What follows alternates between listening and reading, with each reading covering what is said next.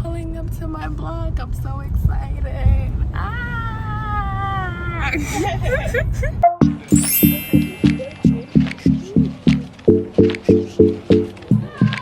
Hey y'all, it's your girl Gianni, a money muse, and I'm back with another video. This video is super exciting because I am talking about my real estate journey and process, specifically buying my first multi-unit mixed-use investment property and some of the things that went into that. So thank you so much for joining me on my financial freedom journey to learn from my experience as you manifest your own. All right, let's get it. I've always been really interested in real estate from a young age because I saw how much having a safe place to live impacted people's lives.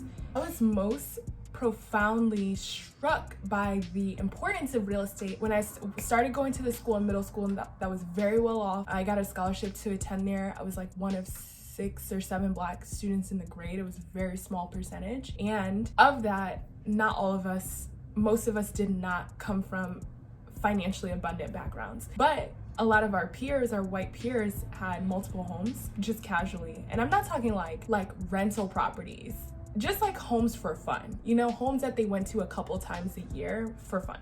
And that really just opened up my eyes to what could be possible. You know, I'm like, if they could do it, why can't I have that? Or why is it that they have this, but I have to share a bedroom with my grandmother and my sister? I became very curious from a really young age about the world of real estate. I realized how important real estate is when it comes to legacy building and generational wealth. So I knew that it was something that I could not deny myself of. One of the first moments where I learned how much the United States has tried to withhold that from Black folks is in one of my urban studies classes in undergraduate, where I learned about redlining, which is essentially creditors and banks that are drawing up these different zones for an area and giving them a lender's rating based on a number of different factors. And some of the most prominent factors included race. So if an area was predominantly Black, it was just rated lower.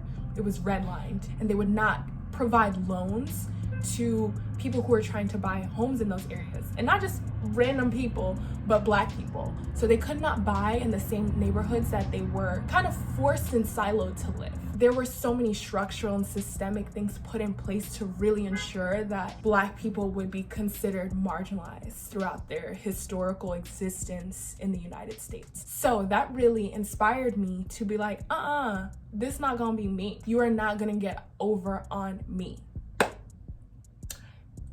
Let's bring it back, sweet. I decided I was ready once I had a good amount of money saved. I had a year's worth of liquid savings for my current expenses. Then in addition to that, I had some of my investments had done well in the markets, and investments that I specifically put in place with the idea of purchasing a home. I don't have any credit card debt, or if I keep credit card debt, it's on credit cards where there's zero interest or flexible interest. I do have student loans, but I only owe about $15,000 in student loans left, and all of my loans are federal loans, so it's just really cheap debt with no expensive debt. And money saved up allowed me to feel confident in exploring my different financing options to become a property owner. I knew that I wanted to have a multi-unit property because I could live in one of the units and rent out the other one. So this would help me distribute the costs of the purchase and also provide a resource, living or work, for other people. Additionally, I wanted it to be in a metropolitan area that had a strong Black culture, because that is important to me and my financial freedom journey, to be investing in communities that look like me and helping to contribute to their thriving. I also wanted it to be near where I currently live, which is in New York City, because I'm from here.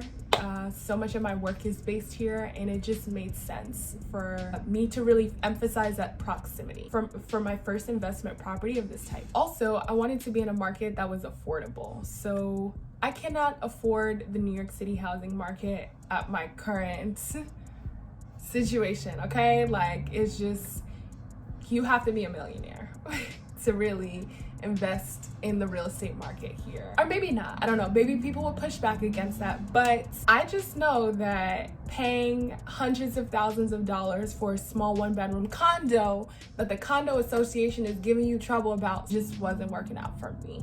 Okay, I was not, no. Even in like the area where my New York City apartment is, historically lower income, and the rents are expensive. I walked by a open house a couple weeks ago. It was like a 2 or 3 unit, and it was like $1.7 million. And the median income in this area does not match that. The disparity is wild. And part of that has to do with just the affordability of New York City. It's very expensive to live here. Taxes are high. Everything is expensive. Nobody can really afford it. I knew it wouldn't be the most strategic for me to purchase here if I was doing it from an investor standpoint and not solely as a primary residence. I found her actually on Instagram, and I can't remember how. I might have been looking up the location tag for the city that I ultimately ended up purchasing in, and she came up, and her name is Tara Biddle. She's amazing. I highly recommend her. She was a huge advocate for me, like from day one, knows her stuff, very thorough, warm, approachable, made sure I was fully prepared throughout the process. I cannot say enough positive things about her, and I'm really excited to work with her some more in the future. She was like, great, I would love to work with you. And she asked me for an updated pre-approval letter, which you should not waste a real estate agent's time without a pre-approval letter. Like maybe you can ask a couple of upfront questions, but you really want to come equipped with a pre-approval letter, because that lets y'all both know what you're working with, rather than blindly going and saying, oh, like I want this type of property or what have you. And the reason why I'm emphasizing a pre-approval letter is because when you have a pre-approval letter, well, that means your loan officer has done their due diligence, looking through your pay statements, bank statements, credit report, etc., to see what you actually can afford. I was looking at a price range that was significantly less than what I was pre-approved for ultimately, and that was fine, whatever, but it just, thinking, okay, this is about how much I can afford because I'm using these online calculators, whatever. No. Okay, I was approved for almost $500,000 for a single family home, based on the market of the city that I purchased in. So that allowed me to have more flexibility as far as like what I was looking at, especially for multi-unit property.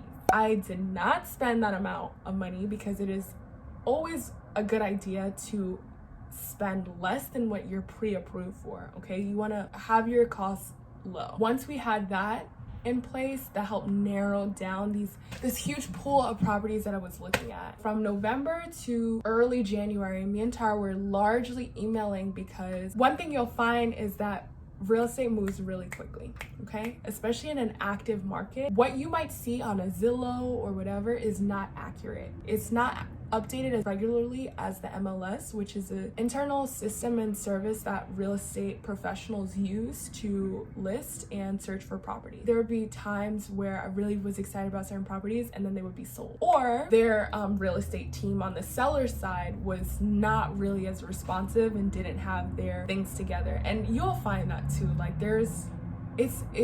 I give my credit to real estate folks because it's all negotiation. It's annoying. It's annoying. So we decided to wait till after the holidays for me to come and visit and see those properties. And I saw a bunch of amazing properties that I would buy still. But I ultimately fell in love with the one that I purchased. And there were just so many things about it that just affirm it was meant for me. And I'm someone who's deeply spiritual, and I really feel like the universe was holding me throughout this process, speaking to me loud and clear. My faith was unwavering. And this is important because there were so many points where I was told, no, I don't think this is gonna work. You can't do this type of financing for this property. They're not gonna approve your offer. X, Y, and Z. And who got the keys, sis? Me. Yeah, I'm really happy with the place that I got, and I'll just share a couple of details about that before we get into the footage. Now, I bought mixed-use multi-unit property, so that means it has commercial space and residential space. The zoning of the area will allow me to build an additional 3 to 4 stories, which I'm super excited to do in about a year. And that's another reason why I was really drawn to the place.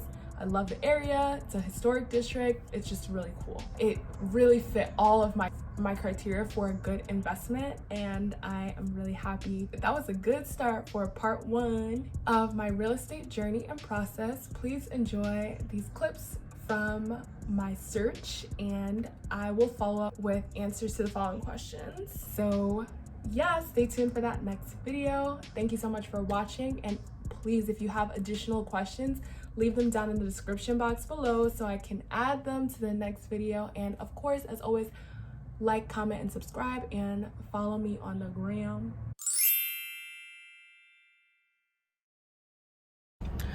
So we just went upstairs to look to see what repairs had been done, because there were a few that I had on my terms of sale. And luckily my agent has been super amazing at following up diligently, and noticed that one of the repairs that would cost about $1,700 was not done. So I'm gonna get that as an additional credit during signing. Yeah, I know, there's the sign. I'm excited. Bless this land.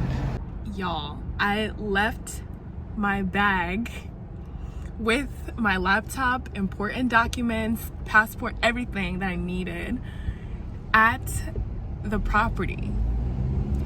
And it's still tenant occupied. So we get to the place where I need to go sign the paperwork, and I'm like, where's my bag? Where's my bag? And I start low-key freaking out, and thankfully my awesome partner is just like, it's okay, we're gonna get it. But can you believe that? But it's cool, we're on our way back now. Everything's all set. There are always unforeseen circumstances. That Rona. That Rona. Can't wait to walk y'all through what these last few months have looked like. It's been crazy. It hasn't really been that crazy. It's just been, I felt pressed for time throughout, because so many things move so quickly. It's like, I need this document today, I need this signed today, you need to send this amount, and it needs to be delivered in 48 hours, what have you. Just so many different steps that and stakeholders involved that really influence the process and can make it feel stressful. But now that it's all said and done, I feel really good. I'm proud of myself for this process. I also could not have executed as gracefully without the support of my partner, who did so many things for me, like mailing my deposits when I was at work, or coming to pick me up so I can go deposit money into certain accounts from work, and getting me back to work in time. All these different things that are really hard to do by yourself. But yes, y'all can do it. I'm speaking to you. You can buy your first property. You could buy a multi-unit property. You could buy a multi-unit property that has commercial tenants and commercial rent, okay? And yep, I'm happy. I don't know what to say. I'm happy. If you are really interested in buying a house and you need, or property in general, and you need a plan, you can hire your girl for her coaching services, and I will definitely help create a plan to get